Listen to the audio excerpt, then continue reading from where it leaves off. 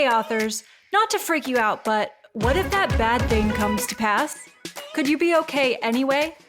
I'm Claire Taylor, and I'm going to prove to you that no matter what happens, you can continue to be a writer.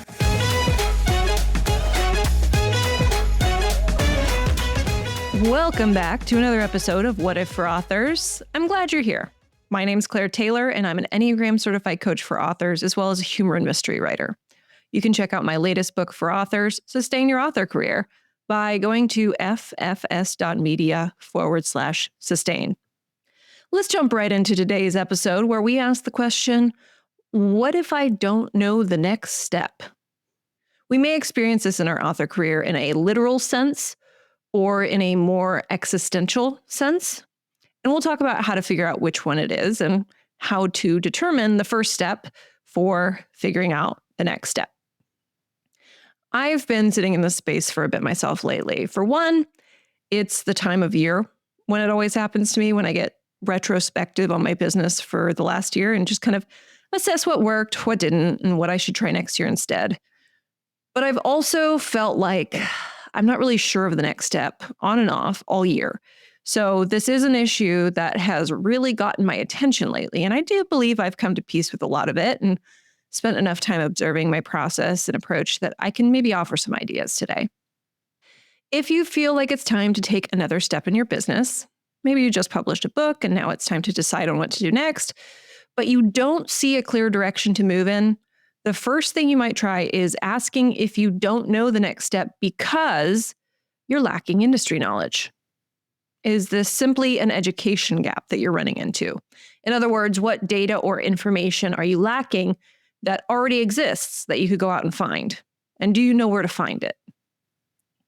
This may look like not knowing how best to market a book or series, learning about an ad platform, or reading up on story structure to support the next book idea that's floating around in your head. Do you need to gather information or learn something to be able to know what to do next? Does that information already exist somewhere? This can be tricky because we run into the problem of not knowing what we don't know.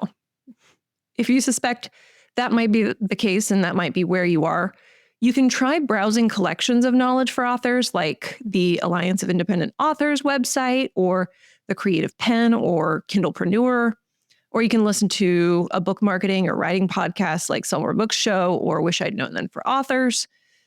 Essentially put yourself in the right place to catch the inspiration and information you need to start seeing the next step and learning how to get started on it. So not knowing the next step might not be a matter of practical knowledge or information. Sometimes it's a matter of timing, and this one is really tricky for humans to accept. You might know that a next step needs to be taken, and you might have a general idea of what that next step will be, but the timing and conditions might not be right just yet to take it. So that could be where the resistance to taking that next step is coming from for you. So your gut might be saying, nope, not yet, just wait. And that's hard because people are by and large terrible at waiting. Being able to wait and sense the right moment for it requires a certain amount of faith and trust. And these are skills that we develop through some of this work. So faith is that we would have faith that the conditions will meet a basic threshold if we can wait. And then we learn to trust that we'll know when to take the next step. So when we talk about this process, though, I do have to say that some people get stuck waiting for perfect conditions, and those ain't coming. So practice identifying when something is good enough. That's a very important skill. For instance, if you're looking for a new genre to pivot to and you're trying to find a subgenre that's on the rise, that's trending up, but hasn't exploded on the scene completely yet, you might identify a few possibilities and want to wait until there's some sort of clear indicator that it's absolutely the right time to start writing in that subgenre. You might be waiting for that before you get started, right? So you could be waiting forever, or you could be waiting until it's too late. So a lot of the successful people in this industry knew where good enough was, right? They're not waiting for perfect conditions. They're waiting for good enough. And they pulled the trigger and the book flopped a couple of times, but they kept trying. And one of those times paid off. So if you are too afraid of the risk of a flop, you will end up waiting for perfect conditions that will never come and then wonder why you feel like you're stuck in decision limbo. And it's important when we're trying to gauge where good enough is that we give ourselves a lot of room to get it wrong. If you don't give yourself room to get it wrong, then you're just sunk because you're not going to get it, quote unquote, right the first time. If you do, it's 100% luck. So it's okay. Let yourself get it wrong a few times and you'll get better at sensing this over time. All you really need to do is get close enough to an ideal, or however ideal you can get, you can realistically expect, and then make it work from there. A lot of my not knowing the next step this year has been about timing. So for one, I knew that I wouldn't have a good feel on what people wanted to read or what support authors would need until after the election, because it is so pivotal in the world landscape. So the information I needed to know for the next step was simply not available yet. What I like to do when I can tell that I'm unable to move on to the next step because it's not time yet is to allow myself to kind of play around with a few different directions. So this is my strategic strength coming through. So your mileage may vary here.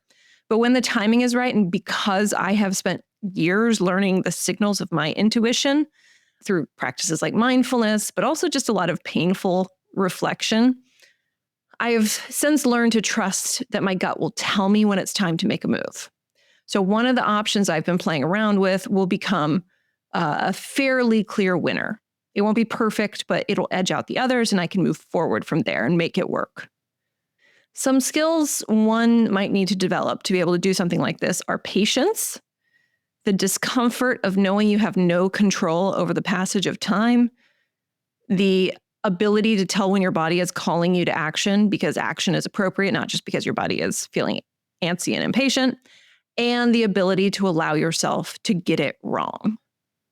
The last part, that ability to allow yourself to get it wrong, is why I'm always encouraging practices of self-compassion. If you have a history of beating yourself up for things because they didn't work out, for taking a path that didn't pay off, then the stakes are raised for being absolutely sure that the direction you take will work out because you don't trust that you can allow yourself room to make mistakes. But when you build trust with yourself, that you are doing your best you can with the information you have, and you know that you'll be able to forgive yourself if things don't work out, you suddenly have a lot more room to breathe and proceed with a curious mind rather than an anxious one.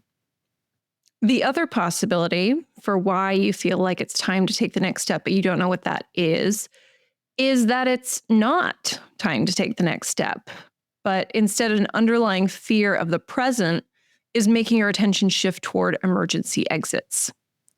Does this sound familiar? So maybe you've just published book 3 in a series and you intended to go on for a while with this series, more than 3 books, but you're thinking, it's time for something else. Is it really? Or is a core fear telling you that book 4 isn't the logical next step and now you're looking for an out?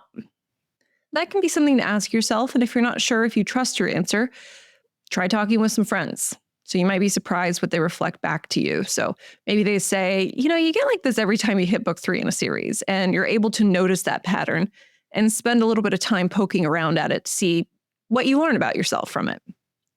Or you can come talk with me and I can ask you a bunch of questions that your own mind won't think to ask because it's frankly colluding with your fear in a misguided attempt to protect you. But it may be that the moment you consider that your struggle to find the next step is that you already know the next step, but your fear is telling you to do anything but that. It could be that you immediately solve your own block when you just look at that. And then sometimes we get stuck on the next step because we have a sense of what it is, but it's outside of our current experience and it asks more of us than has previously been asked. When this is the case, sometimes we don't have the support in place that we would need to be able to take that next big step. That doesn't mean that you shouldn't take that next step, but it might indicate that your first step to the next step is to build more support for yourself. So this could look like hiring a business or writing coach, asking your spouse to take on more responsibilities temporarily, or creating a group of authors who are in a similar moment of their career who you can check in with weekly or on an ongoing basis in a group chat or something like that. I suggest you ask yourself what support would be wonderful to have. No, I didn't say, what support do I need? Some of y'all are not great at judging that because you may think you shouldn't need support at all. So what support would be just really fantastic to have? What support would make this feel really, really easy for you? And then just work toward building some of that for yourself. And now here's a twist I'll throw at you. It's possible that it's not even close to time for the next step, but living in the current step is too uncomfortable, so you're trying to skip ahead. This can look like finding the emergency exits, but it can also look like trying to jump to the next step in a career for someone who's making 6 figures when you're still struggling to break 4 figures. So it could look like trying to build infrastructure for your business before your business needs anything close to that much infrastructure. As sort of a silly example, maybe an author doesn't need to think about hiring a security guard for a conference they're attending before anyone knows who they are and what they write. So yeah, that's an absurdist example, but hopefully it illustrates the point. So sometimes authors skip ahead to solve problems of success that they aren't even close to having because that's a more pleasurable experience than being in the reality that they don't have the success yet and that they need to keep writing books and learning new skills before they do. So notice if you're trying to jump ahead to next steps that are actually like 20 steps ahead of where you are. Now, if you've gone through this list of possibilities and you're still stumped, and you know that there's a next step ready to be taken, but you don't know what it is, one exercise you can do to unstick what's stuck is to look to the virtue of your Enneagram type. So what wisdom does it offer you to handle the discomfort of not knowing the next step yet? If you're not familiar with the virtues of the types, no problem. I'm about to go through them for you. And just as a note, depending on what text you're pulling from, these virtues might be described a little bit differently or even use a different word sometimes, but I'll be pulling from the Enneagram Guide to Waking Up by Beatrice Chestnut and Uranio Paes. The virtue of the 1 is serenity. So this can look like accepting the natural rhythms of life rather than always trying to fight against them or make them more perfect according to whatever our ego decides perfect is. Could you stop trying to orchestrate the next step quite so hard and see what naturally flows when you accept the rhythms of life around you? The virtue of the 2 is humility, and this can look like acknowledging that you are not a superhero and you have needs that matter as much as those who you serve. So it can also be to look at how your fear that you're not important has been causing you to take on too much so that you can feel important. Could you stop thinking about the next project and instead think about what you're currently tackling that you need to ask for help on or give up completely? The virtue of the 3 is veracity. This can look like pausing to sort out the false selves you present to the world from the real you. It can look like examining where your career has been boxing you into these false versions of you and where more transparency might allow you, space to breathe and discover that you don't have to keep performing behind masks for people to want to connect with you. Could you ask yourself how your need for a next step is keeping you from the pause that you need to take to discover your worth outside of your projects? The virtue of the 4 is equanimity. This can look like stepping outside of the ride of your emotions to observe them rather than be them. It can look like taking in life more as it is rather than accepting the mirage of it that filters through your emotions as truth. Could some of the back and forth you feel about the next step be alleviated by zooming out so that your conclusions don't shift every time your emotions or your mood do? The virtue of the 5 is non-attachment. This can look like opening up to the inspiration, emotions, knowledge, and energy of the world around you. It looks like accepting what meets you, allowing yourself to be influenced as a pathway to connection rather than rejecting connection and influence, fearing that it may drain you or lead you to irrational patterns. Could you let go of some of your need to know the whole process moving forward or to understand the whole situation and instead listen to where your heart and intuition are telling you to go for the next step in your business. The virtue of the 6 is courage, and this can look like letting go of the need for assured safety and letting a deeper sense of purpose carry you forward, trusting that you can handle whatever comes your way. 6s often get stuck on the next step because they're trying to catastrophe-proof it by thinking of every way it could go wrong and pre-solving that issue before taking the action. So this process can last forever if you let it. So could you let go of your need to know how things might not work out and instead experiment with any possible next step? Really, anyone will do when you're stuck in doubt. Could you experiment with any possible next step to notice how well you're able to adjust to the unexpected? The virtue of the 7 is sobriety. This can look like staying focused on one project or task at a time and remaining steady in the present rather than looking ahead to endless stimulating possibilities and distractions. It looks like feeling grounded in yourself long enough to see a project, task, or even a relationship through to the point of real satisfaction rather than jumping ship when the initial shininess sort of wears off. Could you let go of the anticipatory dopamine of every imaginary next step for a while and focus instead on what the present project is calling out for? Could you hold off on thinking about the next step until you complete the current one? The virtue of the 8 is innocence. This can look like letting down some of your defenses and resting from always anticipating an attack. Rather than expecting to be met with hostility, you can practice assuming you'll be met with kindness. And in doing so, you may stop inviting hostility with the armor that you're wearing around. Notice where you're conceptualizing your career with a conqueror's mindset. Might your need to remain in a power-up position against, frankly, invisible enemies be driving you to take next steps before you truly have the resources to take them? And isn't that kind of allowing your fear to take power away from you by always driving your business from a position of fear? Could you make decisions out of something other than a mentality of hit them before they hit you? And how might your next step be different if you did? The virtue of the 9 is right action. This can look like an awakening to your own priorities and an understanding of the impact you can have on the world if you shake off the lethargy of the comfortable routine. Rather than opting for doing the same things you've always done that sort of blend into the background, you recognize what the moment is calling for and how you can deliver it effectively. And then you take action based on that. Could you wake up to what the moment is calling for from you?